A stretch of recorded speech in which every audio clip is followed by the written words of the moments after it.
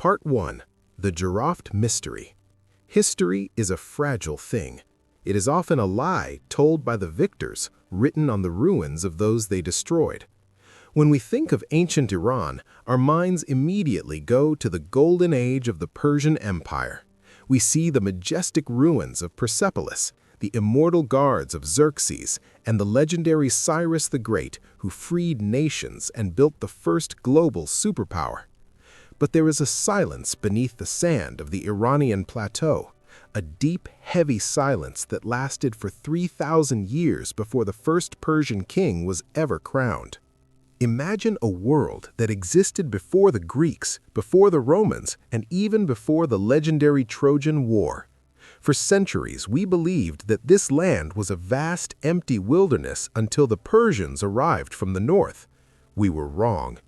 Before the first horsemen ever crossed the Zagros mountains, high-tech civilizations, for their time, rose, flourished, and turned to dust on this very soil. They built monumental skyscrapers of mud and brick while Europe was still in the Stone Age. They developed complex irrigation systems in the harshest deserts on Earth. They traded lapis lazuli and gold with India and Egypt. They wrote in languages that remain undeciphered to this day, leaving us with riddles we may never solve. This is not the history of the Persian Empire you know from movies and textbooks. This is the story of the ghosts who built the foundation. This is the world that had to die so that Persia could be born. This is the lost world of pre-Persian Iran. For over 100 years, archaeologists lived by a single rule. Civilization began in Mesopotamia, in the fertile valleys between the Tigris and Euphrates. It was the cradle of life. But in the winter of 2001, nature decided to tear that map to pieces. It started with a devastating flood in the Kerman province in southeastern Iran. As the Halil River burst its banks, it didn't just bring destruction, it brought back the dead. When the water receded, the local villagers saw something shimmering in the mud. Thousands of ancient graves had been sliced open by the force of the water. What followed was one of the largest looting frenzies in history. Thousands of artifacts, vases, statues, and jewelry began appearing on the black market in London, Paris, and New York. When the Iranian authorities finally stepped in and archaeologists arrived, they realized they weren't looking at just another cemetery. They were looking at a lost chapter of the human race. Dating back to 3100 BC, this civilization was a contemporary of the early Sumerians. But their art was hauntingly different. They worked with a dark, heavy stone called chlorite. Look closely at these carvings. They depict battles between muscular heroes and giant scorpions. They showed twisted serpents, leopards, and strange tiered structures that look like early step pyramids. The precision of the carvings is so high that some scholars initially thought they were modern forgeries, but they were real. 5,000 years ago, craftsmen in Jiroft were using tools and techniques that should not have existed. But the biggest shock lay just a few miles away, Konar Sandal, two massive mounds of earth that turned out to be the remains of a monumental city. At its heart sat a massive mud brick platform over 400 meters long. Some experts believe this was the base of one of the largest ziggurats in the ancient world, perhaps even larger than anything built in Mesopotamia at the time. Was this the legendary kingdom of Arata? A place mentioned in Sumerian myths as a land of gold, silver, and lapis lazuli, so wealthy it made the kings of Uruk tremble with envy. If Jiroft is indeed Arata, then the cradle of civilization wasn't just in Iraq, it stretched far into the heart of Iran. But who were these people? Where did they go? And why did they vanish, leaving only their stone monsters to guard their graves? The Jiroft culture is a reminder that the deeper we dig, the less we actually know. Part 2. Elam, the Lords of Bronze and Glass. But while Jiroft remains a ghost, a silent whisper in the dust of the eastern deserts, another power was rising to the west, a power that would not just whisper, but scream. This was a titan that would challenge the greatest empires of the ancient world for over 2,000 years. Welcome to the land of Elam. To the Sumerians and Akkadians of Mesopotamia, Elam was known as the High Country, a formidable, jagged land of sun-scorched mountains and lush, fertile plains. For centuries, the world looked at the valleys of the Tigris and Euphrates as the center of the universe. But the Elamites had a different vision. They were the masters of the plateau, the strategic bridge between the mysterious East and the ambitious West. Their capital, Susa, is not just a ruin, it is one of the oldest continuously inhabited cities on the face of the earth. By 2700 BC, while the architects of Egypt were still experimenting with the very first stone pyramids, Susa was already a sprawling, chaotic metropolis, a global hub for trade, revolutionary art, and terrifyingly efficient warfare. The Elamites were the ultimate survivors. They were the shadow that constantly loomed over Babylon. For 2 millennia, the history of the Middle East was a high-stakes, bloody game of chess played between the kings of Mesopotamia and the kings of Elam. They were a people apart. They spoke a language like no other, an Ila language. It wasn't related to the Semitic tongues of the West or the Indo-European languages of the future. It was the voice of a civilization that knew it was unique. But their greatest legacy was not written in ink or carved on a small tablet. It was forged in the brutal heat of the Khuzestan desert. Around 1250 BC, a visionary king named Untashnabarisha looked out across the flat horizon and decided to build a city for the gods, Dur-Untash. Today, we know it as Chogazanbil. Look at this structure. Even in its eroded state, it commands the landscape. This is a ziggurat, a holy mountain made of brick, designed to bridge the gap between mortal men and the celestial divine. But Chogazanbil was an engineering marvel unlike anything seen in Babylon. While Mesopotamian builders simply stacked smaller boxes on top of larger ones, the Elamites used a revolutionary nested technique. Each of the 5 levels was built from the ground up, standing independently inside the other, like a massive set of stone Russian dolls. At its zenith, it towered over 50 meters into the sky. But it wasn't just a mountain of brown mud, it was a masterpiece of color and light. The exterior was encased in thousands of kiln-fired bricks, hardened to the strength of stone. Every 10th row of these bricks carried a message, hand-carved Elamite cuneiform, a divine warning to any mortal who dared to deface the temple. But try to see it as a traveler would have 3,200 years ago. The bricks weren't just earthy tones, they were glazed in brilliant, shimmering blues, greens, and silvers. In the middle of a monochromatic desert, this massive glowing pyramid would have looked like a fallen star. The Elamites didn't just master stone, they mastered the elements. Chogazanbil featured a sophisticated water filtration system, the oldest known in human history. Using a complex series of open canals and settlement basins, they brought fresh, clean water from over 45 kilometers away just to quench the thirst of the thousands of pilgrims who flocked to this holy site.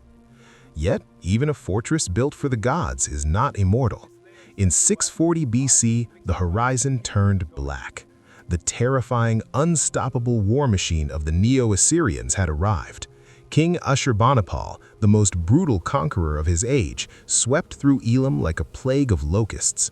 He did not just defeat them, he attempted to erase them from existence. He leveled the cities, smashed the royal tombs, salted the fields so nothing would ever grow again, and dragged the statues of the Elamite gods into humiliating captivity. Ashurbanipal boasted in his royal chronicles, "Susa, the great holy city, by the command of the gods I overthrew it. I turned it into a desolate wasteland where the sound of human voices and the hoofbeats of cattle shall never be heard again."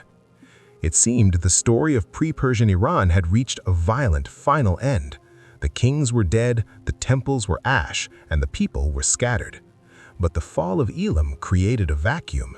And from the high, misty shadows of the Zagros mountains, a new, mysterious force was watching, waiting. A people of the horse, a people of the mountain. and they were about to build a city of 7 colors that would make even the wonders of Elam look like shadows in the dirt. Part 3. The Medes and the City of 7 Colors. The year is 612 BC. The ancient Near East is a landscape of smoking ruins and shattered crowns. The Neo-Assyrian Empire, the most terrifying military machine the world had ever seen, has finally collapsed under its own weight. But as the iron grip of Assyria loosened, the world held its breath. A massive power vacuum now stretched across the high plateau of Iran. Who would step into the light to claim the throne of the East? The answer came from the clouds. From the cold, mist-covered peaks of the Zagros mountains emerged a people known as the Medes. For centuries, the great empires of Mesopotamia had looked at the Medes as nothing more than a collection of scattered, rebellious tribes. Master horsemen, perhaps, but little more than mountain warriors. They were the barbarians at the gate. But under the leadership of a visionary king named Deioces, these tribes achieved the impossible. They united. They realized that their strength lay not just in their swords, but in their unity. And they didn't just want to survive, they wanted to build a monument that would announce their arrival to the world. To mark the birth of their empire, they constructed a capital that sounded more like a fever dream than a city. They called it Ecbatana. Ancient historians like Herodotus tell us of a sight that defied belief. Imagine a traveler riding across the dusty, sun-bleached plains, seeing a massive hill rise in the distance. But as they drew closer, they realized this was no work of nature. It was a fortress of 7 concentric walls, each one built higher than the last, spiraling upward to protect the royal palace at the very summit. But it wasn't the sheer scale of the walls that shocked the world. It was the color. The Medes understood the psychological power of visual splendor. They turned their city into a living map of the cosmos. The first, outermost wall was a brilliant, pure white. The second was a deep obsidian black. The third was a rich, royal purple. The fourth was a piercing blue, reflecting the vast Iranian sky. The fifth was a vibrant, fiery orange. And then, as you reached the inner sanctum, the world changed from stone to precious metal. The 6th wall was plated in solid, shimmering silver, and the final 7th wall, the one that guarded the king's inner chambers, was coated in pure, radiant gold. Under the midday sun, Ecbatana didn't just stand, it burned. It was a rainbow made of brick and gold, a physical manifestation of power that told every visitor, the king of the Medes sits at the center of the universe. Yet the Medes were more than just architects of light. They were the masters of the Nisaean horse, the most famous and coveted breed of the ancient world. These were the super stallions of the Iron Age, massive, powerful, and fast. To a Mede, the horse was not just an animal, it was a sacred gift. Their heavy cavalry became the blueprint for every great empire that followed, allowing them to sweep across the plains and crush the remnants of the old world. But despite their golden walls and their legendary cavalry, the Median Empire was a bridge, a transition. They had built the stage and they had lit the torches, but they were not the final lead actors in this grand drama. Hidden among the Median provinces was a smaller, related tribe from the southern region of Persis, a people who called themselves the Parsa, the Persians. For decades, the Persians served as humble vassals to the Median kings. They watched, they learned, they studied Median tactics, they adopted Median administration, and they intermarried with the Median royalty. The Medes had proven that the Iranian Plateau could be unified under one crown. They had proven that a mountain people could build a city that rivaled Babylon. But they lacked the one thing that turns a great empire into an eternal legend. A leader who could look beyond the borders of the plateau and see the entire world. In 550 BC, a young prince from the south, a man who carried both Persian and Median blood in his veins, decided that the era of being a vassal was over. His name was Kurush. known to history as Cyrus. As Cyrus marched his army toward the seven-colored walls of Ecbatana, he wasn't coming to burn the city to the ground. He was coming to inherit it. He was coming to take the craftsmanship of Jiroft, the engineering of Elam, and the splendor of the Medes, and fuse them into the greatest empire the world had ever seen. The era of pre-Persian Iran was ending, but its soul was about to become immortal.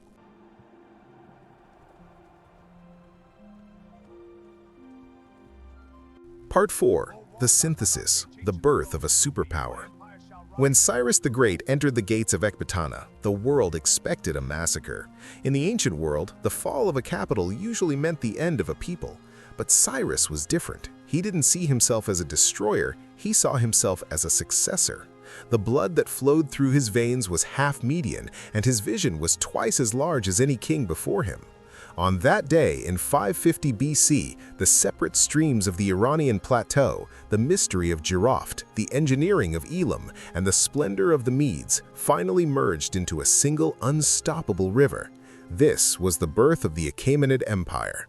But look closely at the Persian world, and you will see the ghosts of those who came before. When the Persians built their grand palaces in Susa and Persepolis, they didn't invent their techniques from thin air. They looked to the Elamites. They adopted the Elamite script for their administration. They wore Elamite robes in their royal courts. Even the winged symbol of the Faravahar, the most iconic image of ancient Persia, finds its roots in the ancient motifs of the plateau's earlier masters. The Persians took the massive brick-building traditions of Jiroft and turned them into stone monuments that have survived for 2,500 years. They took the rainbow-colored walls of the Medes and spread that aesthetic across 3 continents, from the borders of India to the shores of Greece. The story of Iran before Iran is not a story of extinction, it is a story of evolution. The Elamites taught the Persians how to manage a massive state. The Medes taught them the art of the heavy cavalry and the power of imperial architecture. And the forgotten people of Jiroft left behind the dream of the paradise, the walled garden, a concept that the Persians would perfect and share with the entire world.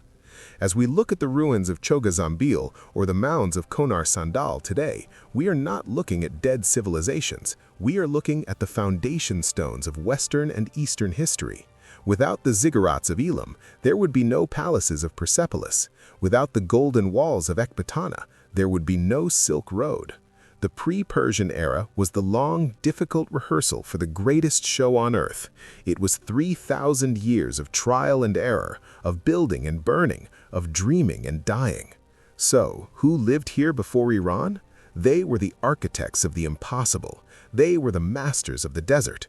They were a people who looked at the harsh, rugged landscape of the plateau and decided to turn it into a garden of brick, bronze, and gold.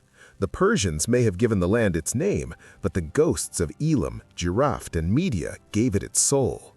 And as the sun sets over the Iranian Plateau today, casting long shadows over the ruins of the past, we realize that their story isn't over.